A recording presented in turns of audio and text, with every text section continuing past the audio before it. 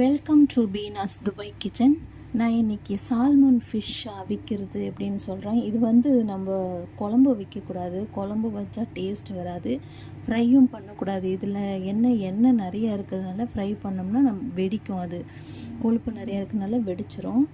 அதனால் இது எப்படி அவிக்கிறதுன்னு நான் சொல்கிறேன். அவிச்சாதாங்க ரொம்ப டேஸ்ட்டாக இருக்கும். அதுக்கு வேண்டியது வந்து நான் எடுத்திருக்கேன் உப்பு ஒரு ஸ்பூன், அதுக்கப்புறம் ஒரு ஸ்பூன் மிளகு, அரை ஸ்பூன் நான் மஞ்சத்தூள் எடுத்திருக்கேன். அதுக்கு வேண்டியது அவிக்க வேண்டியது வந்து தண்ணி கொஞ்சம், சரிங்களா? அது போடுவோம்.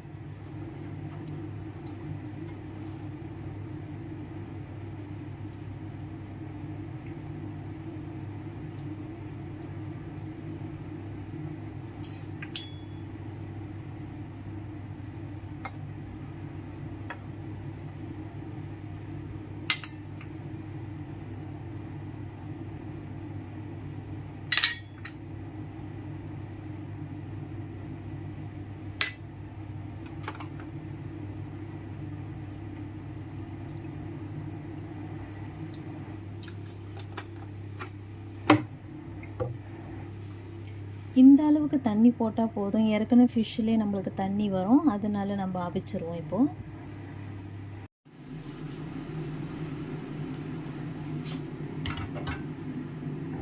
இது மூடி வைக்கலாம் தேவையில்லைங்க, அது அப்படியே அனுப்பிச்சது. இது அவிக்கிறதுக்கு வந்து நம்ம ஒரு 20 நிமிஷம் தான் தேவைப்படும். இந்த ஃபிஷ்ஷு வந்து ஆரஞ்சு கலரில் தான் இருக்கும். இது இந்தியாவில் கிடைக்குமா என்னென்னு தெரியல, அது வெளிநாட்டில் தான் நல்லா கிடைக்கிது. ஆனால் இது இப்படி தான் இருக்கும், ஆரஞ்சு கலரில் தான் இருக்கும். ஆனால் அவிச்சு சாப்பிட்டோம்னா தான் ரொம்ப டேஸ்ட்டாக இருக்கும்.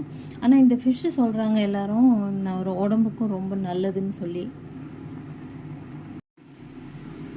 இங்கே பாருங்கள், இதில் சைடுலேயே நம்ம ஆயில் வர ஆரம்பிச்சிருச்சு பாருங்கள். இங்கே பாருங்கள், இந்த ஓரத்துலலாம் ஆயில் வர ஆரம்பிச்சிருச்சு, எண்ணெய் வர ஆரம்பிச்சிருச்சு பாருங்கள்.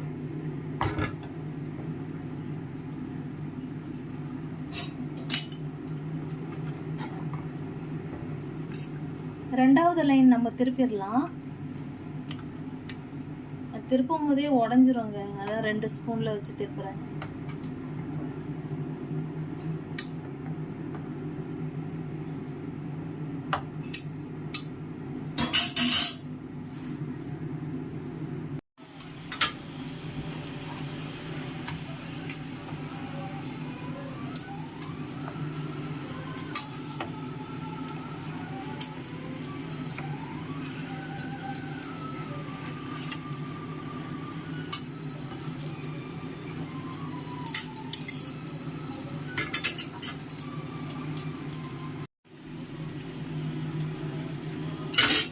இந்த ஃபிஷ்ஷில் பாருங்கள் எண்ணெய் எப்படி வந்திருக்குன்னு.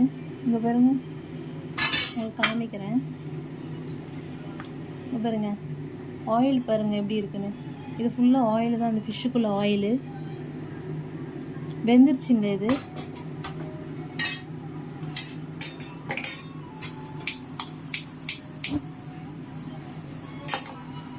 இந்த ஆயில் மேலே வந்தாலே இது வெந்துருச்சு, சரிங்களா?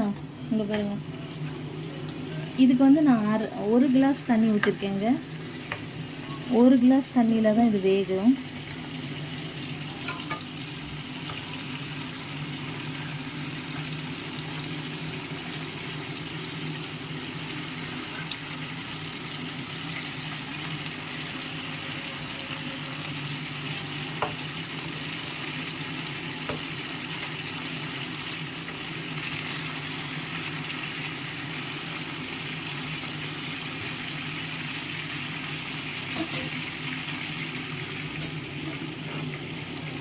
இது அவ்வளோ வேக இனிமேல் தேவையில்லை, அவ்வளோதான் வெந்துருச்சு. இல்லைன்னா எண்ணெய் தெரிச்சிட்டே வரும், பயங்கரமாக எண்ணெய் வந்திருக்கு.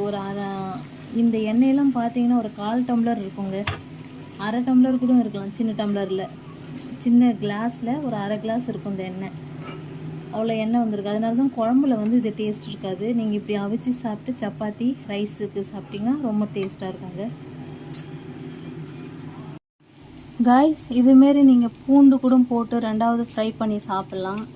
இதோட எண்ணெயிலே நீங்கள் ஃப்ரை பண்ணலாம், ரொம்ப சூப்பராக இருக்கும். வெள்ளை பூண்டெல்லாம் போட்டு இது வந்து நான் ரோஸ்பெரி போட்டு பூண்டு போட்டு சின்ன சின்னதாக அந்த சுறா மீன் புட்டு இருக்கும்ல அது மாதிரி பண்ணியிருக்கேன். அதே ஆயிலில் இது வந்து நம்ம அவிச்சது. இது 3 விதமாக பண்ணலாங்க, உங்கள் இஷ்டம்தான். ஆனால் இது சமைக்கக்கூடாது, இது அவிச்சு குழம்பு வைக்கக்கூடாது, இதுமாரி தான் பண்ணணும். அவிச்சிட்டு இதுக்குள்ளே எண்ணெயிலே நீங்கள் இந்த பூண்டு போட்டு பண்ணுனா நல்லாயிருக்கும். தேங்க்யூ கைஸ், பார்த்ததுக்கு சப்ஸ்கிரைப் பண்ணுங்கள், லைக் பண்ணுங்கள், ஷேர் பண்ணுங்கள். தேங்க்யூ.